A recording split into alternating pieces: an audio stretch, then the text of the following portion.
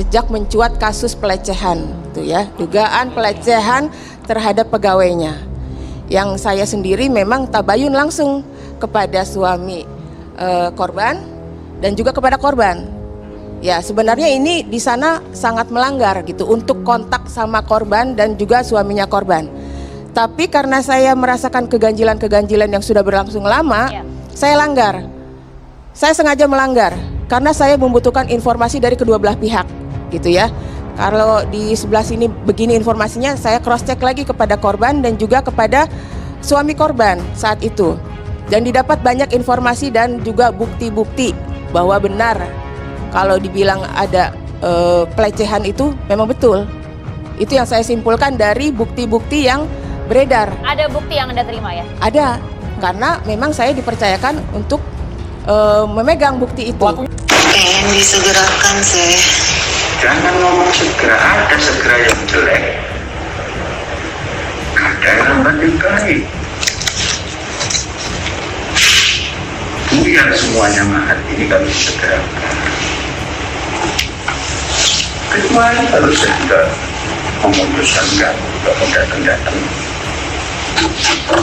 Saat saya masih memperhatikan, ya pula diperhatikan. Saya tidak mungkin. Tapi kita perhatian namanya. Dan mengancam begini ke saya. Timbali saya itu tidak punya ketenangan ketika punya ini. Saya nggak tahu, saya beda hati. Saya itu merasa tenang. Tapi ini harus sabar, seperti saya juga sabar. Ada waktunya. Udah, kalau itu sampaikan. Saya tidak mengajari, tapi sampaikan. Saya tidak sanggup. Ada tugas negara ini. Pun itu melalui SMS saja, akan datang. Dan dia tidak beriya karena bagiannya nyanggupi.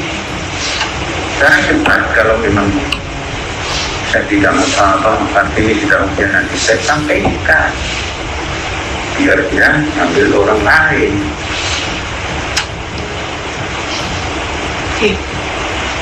Iya, bagaimana kalau berat amat ngomong dia. Saya tidak akan melepaskan hari ini. Kan dari dulu begini. Diminta untuk saya itu melayani sesuai dengan apa yang diinginkan Panji. Di sana bahasanya samina wa atokna. Tahap awal seminggu bisa 3 kali, kemudian berlanjut 5 hari sekali, dan kemudian 1 minggu sekali. Dan terakhir bulan Agustus awal 2020 saya masih harus melayani. Panji ini senang sekali nafsirkan Al-Quran dengan nafsunya. Contoh, misalnya dia mengatakan bahwa wanita itu tidak harus dinikahi, yang penting adalah digauli dengan baik.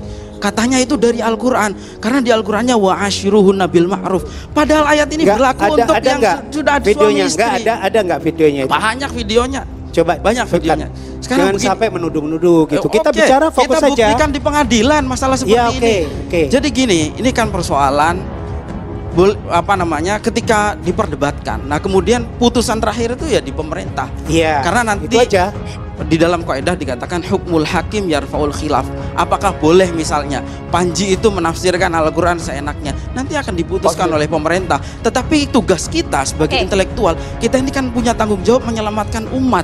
Jangan sampai umat itu tersesatkan oleh pendapat-pendapat Panji Gumilang yang dipropagandakan saya tidak pernah mendengar. Banyak pendapat-pendapat yang disampaikan ke publik. Orang tua ex santri Al Zaitun bongkar pergaulan laki perempuan di dalamnya. Isu pelecehan berhembus, mutunya makin merosot. Mantan wali murid santri Al Zaitun Leni Siregar buka-bukaan terkait pergaulan di dalam pondok pesantren yang dipimpin oleh Panji Gumilang. Menurut Leni, melihat ada hal-hal yang tidak sepantasnya terjadi di Al Zaitun. Ia juga menekankan tidak ada perkembangan signifikan terkait ajaran agama ketika anaknya berada di Al Zaitun. Pengetahuan agamanya makin kesini, terutama di anak-anak saya, tidak cukup banyak dalam ukuran pesantren. Dari segi mutunya semakin merosot, ujar Leni Siregar dilansir dari Anti Oligarki pada Senin 3 Juli 2023. Kemudian Leni juga membeberkan antara santri kerap bertengkar sehingga berujung baku fisik. Banyak sekali kejadian berantem itu tuh nggak kepegang sama ustadz dan ustadznya, ungkapnya. Di samping itu, pergaulan di dalam Al Zaitun juga dibongkar olehnya. Leni membeberkan jika pergaulan laki dan perempuan di ponpes tersebut cukup bebas. Banyak juga sih yang bergaul laki dan perempuan lebih bebas, dan itu sempat saya tanyakan, dan kata ustazahnya itu gak apa-apa, normal, tegasnya. Ia bahkan melihat dengan mata kepalanya sendiri ada santri dan santriwati berduaan pacaran di taman, paparnya. Dengan berbagai pertimbangan, akhirnya Leni memutuskan untuk menarik anaknya dari Al Zaitun. Sejak mencuat dari laporan pegawainya melaporkan tindakan pelecehan seksual kepada dirinya selama bertahun-tahun, ungkap Leni. Disertakan juga untuk bukti-bukti dilaporkan kepada Polda Jabar, itu yang jadi alasan sambungnya.